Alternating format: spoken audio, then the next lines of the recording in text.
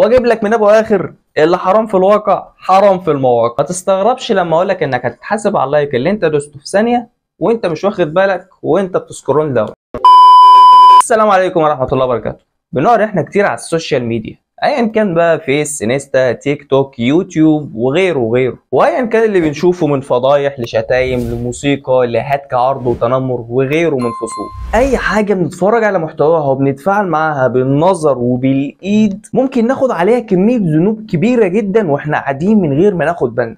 ايوه من الرياكت اللي انت عملته من غير ما تاخد بالك ده هتتحاسب عليه. هتتحاسب عليه يعني ايه؟ يعني لما ابقى قاعد كده بسكرول في الانستا او الفيسبوك ولقيت صوره او فيديو لواحده متبرجه ايا كان بقى بشعرها او مبينه مفاتنها او في العموم مش لابسه الزي الشرعي، او مثلا شفت فيديو كوره او اي محتوى وشغال جواه موسيقى، انا هنا في عرضه ان ارتكب 3 معاصي، واولهم ان ما غضتش بصري وبكده اكون خالفت اللي ربنا امرني بيه وهو غض البصر. تاني معصية هي اني شاركت وزودت معصية اللي كان سبب في ان الصورة او الفيديو ده يظهر لي، ايا كان اللي رافع البوست او اللي شيره او اللي عمل عليه لايك وخلاه ينتشر، يبقى انا خدت ذنب وهو خد اكسترا ذنب. تالت معصية وهي اني عملت رياكت وساهمت في انتشار المعاصي دي، انا بقى شخصيا اللي خدت اكسترا ذنب المرة دي. المصيبة الاكبر انك ساعدت في انتشار المنكر والفواحش دي. ايوه، ما هو خوارزميات السوشيال ميديا لما تشوفك بتعمل رياكت هتخليه يظهر لاصحابك واصحاب اصحابك، ده غير انه هيقترح لك منشورات وصور فيديوهات اكتر من النوع اللي عجبك ده. احنا هنا مش بنتكلم عن عري النساء وبس، في منكرات كتير جدا احنا كمسلمين منهيين عنها وبنشوفها على السوشيال عادي وبنشيرها كمان. ابسط ما فيها الميمز والكوميكس اللي بيبقى فيها تمييز او عنصرية او هزار في الدين، وده بنشوفه كتير وبنضحك عليه وبنشيره مرة واتنين،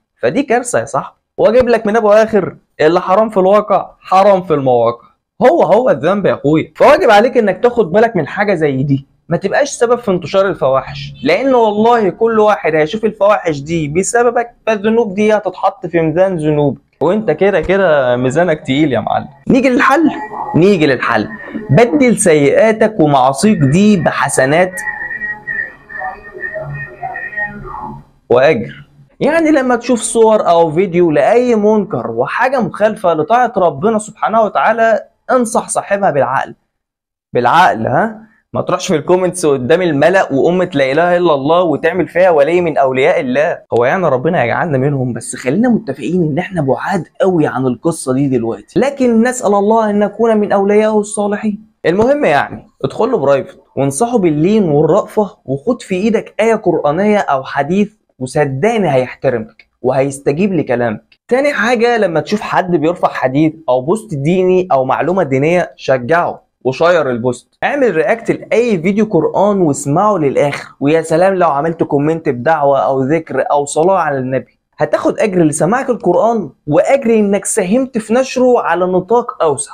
انا كل ده عايز اوصلك لنقطة ان في رياكت حرام ورياكت حلال، في لايك شرير وفي لايك طيب، وانت راجل فاهم وواعي لا يغرك بقى انك تتفاعل مع الدارك واللي ماشي واللي واكل مع الناس عشان يتفاعلوا معاك ولا يشغلك عدد الرياكتس اصلا. حاول على قد ما تقدر تنظف التايم لاين بتاعك على السوشيال ميديا، نظفه من اي موسيقى وعريه واي منكر يخالف الشرع ربنا. ضيف عندك ناس بتنزل معلومات دينيه وقران، واعمل فولو لاي بيج تشوفها مهتمه بتعليم ونشر الدين، واي بيج كنت متابعها علشان اغاني او اي منكر فمش محتاج اقول لك انك تعملهم فولو من دلوقتي. ممكن تحس من تون صوتي ان بامرك او شايف نفسي عليك واني الملاك البريء اللي ما بيغلطش، والله ما حصل يا صاحبي، انا اقل من العادي والله يا اخويا، وبحاول على قد ما اقدر اعيش على طاعه ربنا. وفعلا انا مش بامرك، انا بنصحك، لان ربنا سبحانه وتعالى امرنا باننا نؤمر بالمعروف وننهي عن المنكر، وده دورك انت كمان. اعمل كده وانصح اللي حواليك. الموضوع صعب في بدايته وممكن تسمع كلام ما يعجبكش من ناس